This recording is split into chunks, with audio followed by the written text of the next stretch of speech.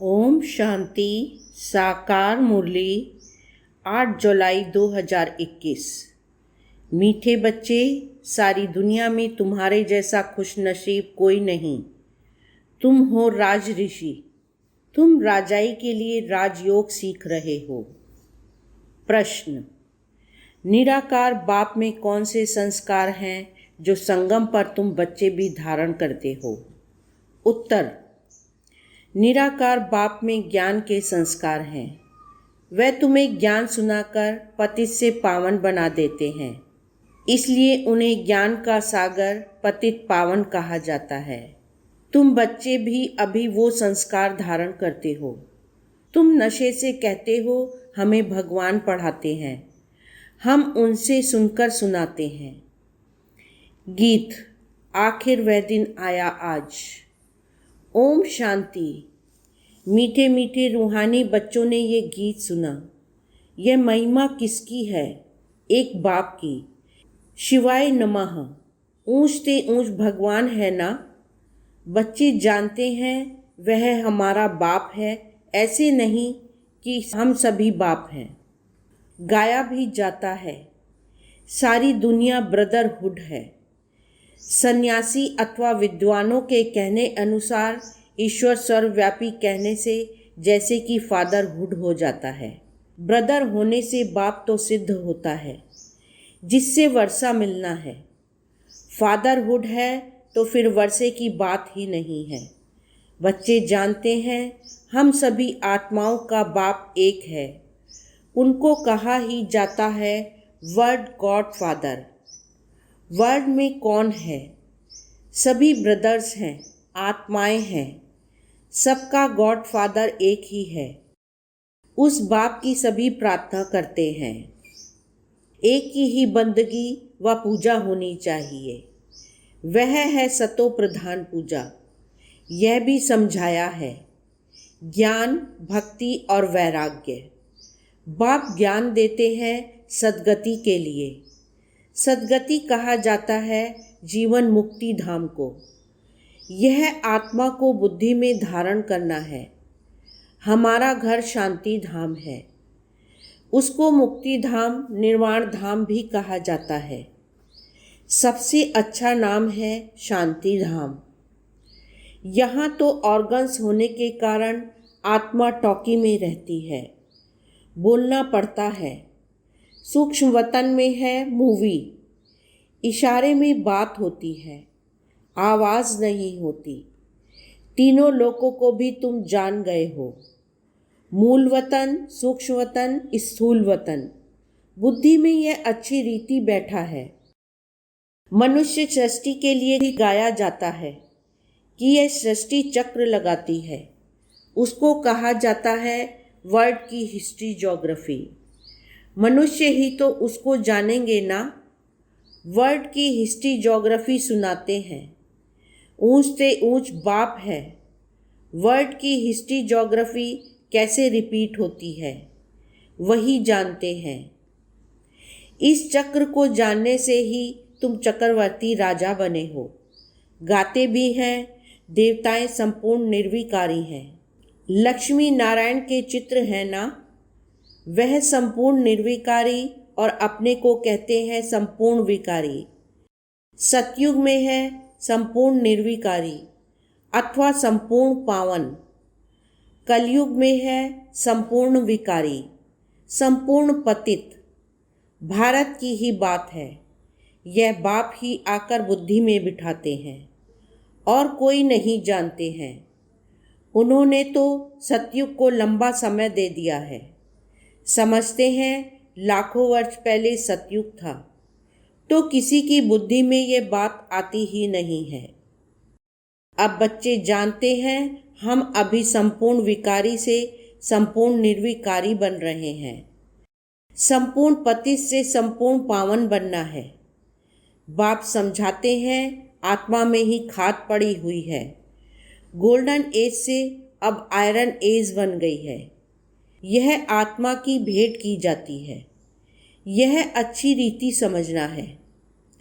तुम बच्चे बहुत खुशनसीब हो।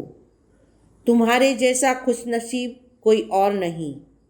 अभी तुम राजयोग में बैठे हो, तुम राज ऋषि हो। राजाई के लिए कभी कोई पढ़ाई होती है क्या? बैरिस्टर बनाएंगे, परंतु विश्व का महाराजा कौन बनाएंगे? बाप के सिवाय कोई बना ना सके। यहाँ महाराजा तो कोई है नहीं। सतयुग के लिए तो जरूर चाहिए, किसको जरूर आना पड़े। बाप कहते हैं मैं आता हूँ तब जब भक्ति पूरी होनी होती है। अब भक्ति पूरी हुई और कोई बात इसमें उठा ही नहीं सकती। हमको बाप बैठ पढ़ाते हैं, यह नशा होना चाहिए। हम आत्माओं को निराकार बाप परमपिता परमात्मा शिव पढ़ाते हैं। शिव को तो कोई जानते ही नहीं। अब तुम बच्चे जानते हो, बाबा फिर से स्वर्ग की राजाई स्थापन कर रहे हैं। हम उनको महाराजन श्री नारायण और महारानी श्री लक्ष्मी कहते हैं। भक्ति मार्ग में सत्यनारायण की कथा सुनाते हैं, अमर कथा और तीजरी की कथा। बाप तीसरा नेत्र भी देते हैं। नर से नारायण बनने की कथा सुनाई जाती है। वही बातें जो पास हो जाती हैं वह फिर भक्ति मार्ग में काम आती हैं। अभी तुम बच्चे समझते हो बाबा हमको स्वर्ग का मालिक बनाते हैं, हम हकदार हैं। भगवान तो स्वर्ग का रचयिता है ना। हम भगवान की संतान हैं, तो हम स्वर्ग में क्यों नहीं हैं? कलयुग में क्यों पड़े हैं? परमपिता परमात्मा तो नई दुनिया रचते हैं। पुरानी दुनिया थोड़े ही भगवान रचते हैं। पहले नई दुनिया बनाते हैं, उसके बाद फिर पुरानी को तोड़ेंगे। तुम जानते हो हम सतयुग के लिए राज्य ले रहे हैं। सतयुग में कौन होंगे? इन लक्ष्मी नारायण की डिनाइस्टी होगी, और भी तो राजाएं होंगे ना, जिसकी निशानी है विजय माला। बच्चे जानते हैं अभी हम विजय माला में पिरोने के लिए पुरुषार्थ कर रहे हैं। दुनिया में माला का अर्थ कोई नहीं जानते कि यह क्यों पूजी जाती है। ऊपर में फूल कौन है? माला को फेरते फेरते फिर फूल को नमस्ते करते हैं, फिर माला फेरेंगे। माला बैठ सिमरते हैं कि कहाँ बाहर ख्यालात ना जाए। अंदर राम राम की धुन लगाते हैं, जैसे बाजा बजता है। बहुत प्रैक्टिस करते हैं। यह सब है भक्ति मार्ग की बातें। हाँ, बहुत भक्ति करने वाले सिर्फ कोई विकर्म नहीं करेंगे। बहुत भक्ति करने वाले के लिए समझेंगे कि यह सत्यवादी होगा। मंदिर में माला रखी होगी, माला फेरते मुख से राम राम कहते रहेंगे। बहुत लोग समझते हैं कि भक्ति में पाप नहीं होता। कहते हैं नौधा भक्ति से मनुष्य मुक्त हो जाते हैं, परंतु होता कुछ भी नहीं। यह एक नाटक है। उसमें सतो प्रधान सतो रजो तमो में सबको आना ही है, वापिस एक को भी नहीं जाना है। जैसे ऊपर में जगह खाली हो जाती है, वैसे यहाँ भी बहुत जगह खाली हो जाएगी। दिल्ली के आसपास मीठी नदियों पर राजधानी होती है, समुद्र की तरफ नहीं होती है। यह बॉम्बे आदि होंगे नहीं। वह तो पहले मच्छी मयानी थी, मछली फंसाने वाले वहाँ रहते थे। अभी तो समुद्र को कितना सुखाया है, फिर भी मच्छी मयानी होगी। सतयुग में तो बॉम्बे होती नहीं, वहाँ कोई पहाड़ियाँ आदि भी नहीं होती। कहाँ जाने की दरकार ही नहीं होती। यहाँ मनुष्य थकते हैं तो जाते हैं रेस्ट लेने। सतयुग में थकते रहने की कोई प्रकार की तकलीफ नहीं होती। तुम स्वर्गवासी बन जाते हो, रिंचक भी तकलीफ नहीं होती। तो अब बच्चों को बाप की श्रीमत पर चलना है। बाप कहते हैं मीठे लाडले बच्चों, शरीर निर्वाह और धंधा आदि तो करना है। स्कूल में स्टूडेंट पढ़कर फिर घर में जाकर पढ़ते हैं। घर का काम काज भी करते हैं। यह भी ऐसे है। इस पढ़ाई में तो तुमको कोई तकलीफ नहीं है। उस पढ़ाई में कितनी सब्जेक्ट होती है। यहाँ तो एक पढ़ाई और एक ही पॉइंट है, मन मना भव। इससे तुम्हारे पाप नाश होंगे। भगवानो वाच है ना। वह समझते हैं गीता भगवान ने द्वापर में सुनाई, परंतु द्वापर में सुनाकर क्या करेंगे। कृष्ण के चित्र में लिखत बहुत अच्छी है। यह लड़ाई तो एक निमित्त है। सब मरेंगे तब तो वापस मुक्ति जीवन मुक्ति में जाएंगे। सो भी सिर्फ लड़ाई में थोड़े ही मरेंगे। अनेक प्रकार की कैलेमिटीज़ होंगी। बच्चों को कोई दुख नहीं होना चाहिए। मनुष्य का हार्ट फेल होता है तो उसमें कोई दुख नहीं होता है। मौत हो तो ऐसा, बैठे बैठे हार्ट फेल हुआ, खलास। जब तक डॉक्टर आए आत्मा निकल जाती है। अब तो सबका मौत होना है। पिछाड़ी में न हॉस्पिटल न डॉक्टर रहेंगे, न क्रियाकर्म करने वाले रहेंगे। कुछ भी नहीं होगा। सबके प्राण तन से निकलेंगे। मूसलाधार बरसात पड़ेगी। मौत में कोई देर थोड़े ही लगेगी। कोशिश कर रहे हैं ऐसे बॉम्ब्स बनाएं जो मनुष्य फट से मर जाए। ऐसे ऐसे बॉम्ब्स बनाते रहते हैं। बॉम्ब्स की इम्प्रूवमेंट करते रहते हैं। ये ड्रामा में नूंद है। ड्रामा में बना बनाया खेल है। कल्प कल्प विनाश होता है। सतयुग में तुमको यह ज्ञान रहेगा नहीं। पाप को ही आकर ज्ञान देना है। स्थापना हो गई फिर ज्ञान की बात ही नहीं रहती। फिर जब रावण राज्य शुरू होता है तो भक्ति शुरू होती है। अब भक्ति पूरी होती है। अब तुमको योग बल से पावन बनना है। पावन बनने से ही सुख धाम शांति धाम में जा सकते हैं। चार्ट रखना पड़े। यह तो समझ गए हो। हमको बाप को याद कर तमो प्रधान से सतो प्रधान यहाँ बनना है। ऐसे कोई शास्त्र आदि में लिखा हुआ नहीं है। बच्चों ने गीत सुना, आखिर वह दिन आया आज, जबकि भारतवासी फिर राजाओं के राजा बनते हैं। राजाओं के राजा अथवा महाराजा बनते हैं। पीछे त्रेता में होते हैं राजा रानी। फिर जो पूज्य महाराजा महारानी थे वह द्वापर में वाम मार्ग में आकर पुजारी बन जाते हैं। आपे ही पूज आपे ही पुजारी हो जाते हैं। बाप कहते हैं मैं पुजारी नहीं बनता हूँ। देवताएं पूज्य होते हैं, मैं नहीं बनता, ना ही पुजारी बनता हूँ। भारतवासी देवी देवताओं के ही मंदिर बनाकर उनका पूजन करते हैं। लक्ष्मी नारायण जो पहले पूज्य थे फिर भक्ति मार्ग में वही शिव बाबा के पुजारी बनते हैं। जिस शिव बाबा ने महाराजा महारानी बनाया उनके फिर मंदिर बनाकर पूजा करते हैं। विकारी भी कोई फट से नहीं बनते हैं, आहिस्ते आहिस्ते बनते हैं। निशानी भी देवताओं की वाम मार्ग में दिखाते हैं। जो पूज्य लक्ष्मी नारायण थे वही फिर पुजारी बन जाते हैं। पहले पहले शिव का मंदिर बनाते हैं। उस समय तो हीरो को कट कराए लिंग बनाते हैं पूजा के लिए। ये किसको भी पता नहीं है कि परमात्मा छोटी सी बिंदी है। ये तुम अभी समझते हो कि बड़ा लिंग नहीं है।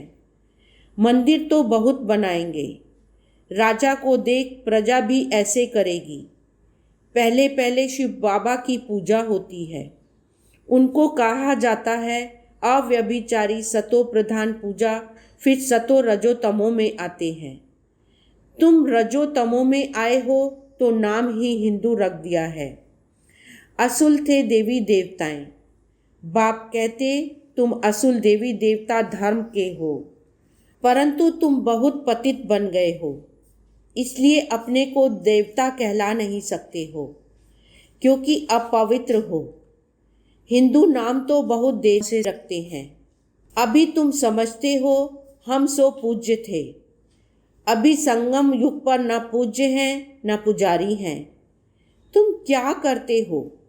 श्रीमत पर पूज्य बन रहे हो, औरों को भी बना रहे हो। तुम हो ब्राह्मण, तुम्हारी आत्मा पवित्र होती जाती है। पूरा पवित्र होंगे तो यह पुराना चोला छोड़ना पड़ेगा। बाप कहते हैं बिल्कुल सहज है, बूढ़ी माताओं को धारणा नहीं होती है। बाप कहते हैं यह तो समझते हो कि हम आत्मा हैं। आत्मा में ही अच्छे व बुरे संस्कार होते हैं। आत्मा ने जो कर्म किया वह दूसरे जन्म में भोगना होता है। बाप भी आत्माओं से बात करते हैं। बाप कहते हैं हे बच्चे, आत्म अभिमानी बनो। निराकार शिव बाबा निराकारी आत्माओं को पढ़ाते हैं। निराकार बाबा में ज्ञान के संस्कार हैं। शरीर तो उनको है नहीं, तो वह ज्ञान का सागर पतित पावन है। उनमें सब गुण हैं। बाप कहते हैं मैं आकर तुम बच्चों को पावन बनाता हूँ। युक्ति कितनी सहज है। अक्षर ही एक है, मन मना भव। मामेकम याद करो, याद से ही तुम्हारे विकर्म विनाश होंगे। यह भी जानते हो अभी हम ब्राह्मण हैं, फिर सूर्यवंशी, चंद्रवंशी, वैश्य, शूद्रवंशी बनेंगे। हम ही इस 84 के चक्र में आएंगे। ऊपर से नीचे उतरेंगे, फिर बाबा आएंगे। बरोबर यह सृष्टि का चक्र फिरता रहता है। सृष्टि यह पुरानी होती है, तो फिर बाबा आते हैं नई बनाने। यह तो बुद्धि में बैठता है ना। यह चक्र बुद्धि में फिरना चाहिए। अब तुम स्वदर्शन चक्रधारी बनते हो, जिससे फिर जाकर चक्रवर्ती राजा बनेंगे। अच्छा, मीठे मीठे सिकीलदे बच्चों प्रति माता पिता बाप दादा का याद प्यार और गुड मॉर्निंग। रूहानी बाप की रूहानी बच्चों को नमस्ते। रूहानी बच्चों की रूहानी बाप को नमस्ते। धारणा के लिए मुख्य सार। फर्स्ट पॉइंट, श्रीमत पर पूज्य बनना है। आत्मा में जो बुरे संस्कार आ गए हैं उसे ज्ञान योग से समाप्त करना है। संपूर्ण निर्विकारी बनना है। सेकंड पॉइंट, शरीर निर्वाह अर्थ कर्म करते भी पढ़ाई पढ़नी और पढ़ानी है। योग बल से पावन बन राजाई पद लेना है। वरदान, गम की दुनिया सामने होते हुए भी बेगमपुर की बादशाही का अनुभव करने वाले अष्ट शक्ति स्वरूप भव। सार, गम और बेगम की अभी ही नॉलेज है। गम की दुनिया सामने होते भी सदा बेगमपुर के बादशाही का अनुभव करना, यही अष्ट शक्ति स्वरूप कर्मेंद्रिय जीत बच्चों की निशानी है। अभी ही बाप द्वारा सर्व शक्तियों की प्राप्ति होती है, लेकिन अगर कोई न कोई संग दोष व कोई कर्मेंद्रिय के वशीभूत हो अपनी शक्ति खो लेते हो, तो जो बेगमपुर का नशा व खुशी प्राप्त है वह स्वतः ही खो जाती है। बेगमपुर के बादशाह भी कंगाल बन जाते हैं। स्लोगन, दृढ़ता की शक्ति सदा साथ हो तो सफलता गले का हार है। ओम शांति।